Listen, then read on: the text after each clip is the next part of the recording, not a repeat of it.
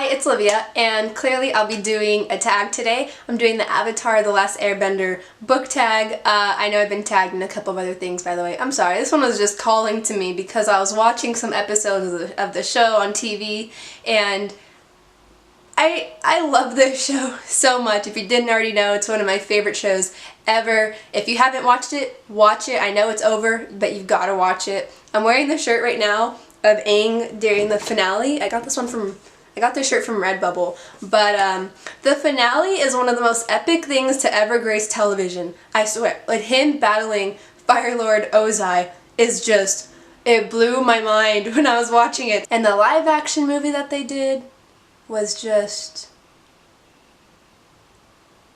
The questions are broken up by the 4 elements, so water, earth, fire, air. So for water, number 1 is Katara and Sokka, the best sibling relationship.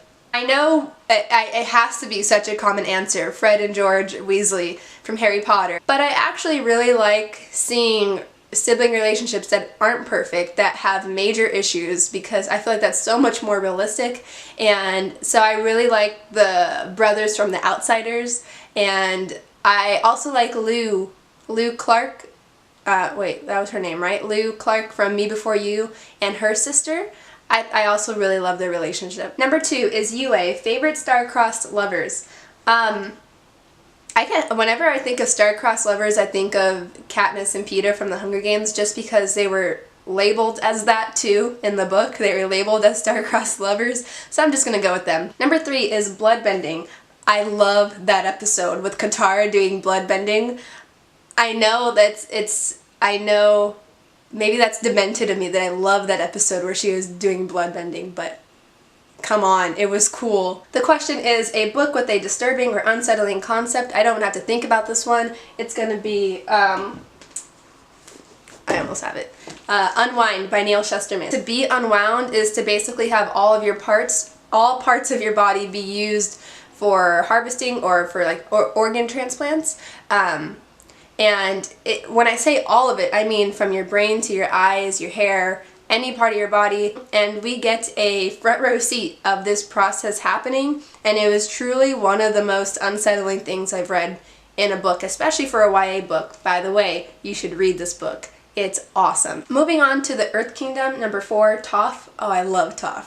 A character whose strength surprised you or surprised the others in the book. For this, I might go with Aiko from the Lunar Chronicles. I feel like by the 4th book, she was like seriously kicking butt, and I wasn't expecting that from a computer. Number 5, The Tales of Ba Sing Se. By the way, I never cared for that episode. Like, if there's one episode that I could get rid of from the whole show, it'd probably be that one where they're all split up and they all have their own separate storylines. It made me sad that they weren't together.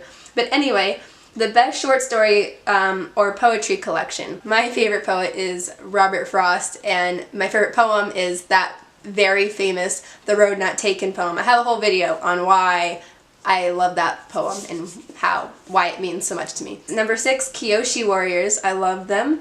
Best warrior character. Now, Isabel Lightwood has always been one of my favorites, so I'm gonna have to go with her. Alright, unfortunately my battery's starting to die, so I'm gonna rush this. Number 7, Zuko. I love Zuko and his lack of honor, but best redemption arc or redemption arc that should have happened, I honestly can't really think of someone off the top of my head, so I'm gonna go with Zuko, because really, he had an impressive redemption arc. And then we have 8, Iroh, the wisest character. I'm gonna go with the cliche person that kind of looks like Iroh, Dumbledore. They both have like the long... Does that make someone wise if they're old and have the long gray beard? That seems to make someone wise. Number 9 is Azula, the best downfall. You know, same thing as her brother. I can't decide. And she had a wonderful downfall. I was so happy to see Azula, when she was taken down.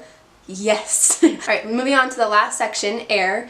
Number 10, Appa, favorite fictional animal or pet. I could be cliche again and say Hedwig, because honestly, Hedwig is amazing. But I also love the Pegasus from, what was his name? I think it was Blackjack from Percy Jackson. I've always loved Pegasus. I think they're awesome. And then number 11 is Aang, the Purest cinnamon roll. I'm not sure what that means. Someone like Aang? What's a cinnamon roll? I guess if we're talking about someone so sweet, and I don't know, I've always loved Simon from the Mortal Instruments, and I feel like he got such a bad end of the stick with everything that he was thrown into with Clary's life, and yeah. And number 10 is the Avatar state. A stubborn character, or a character who struggled to let go. In the original tag by Hannah, she used Connor from A Monster Calls, and I've got to agree with her there. If you've read it, you know that he absolutely fits that description of struggling to let go. Alright, so that's the end of the tag. Oh, I'm actually going to tag people for once.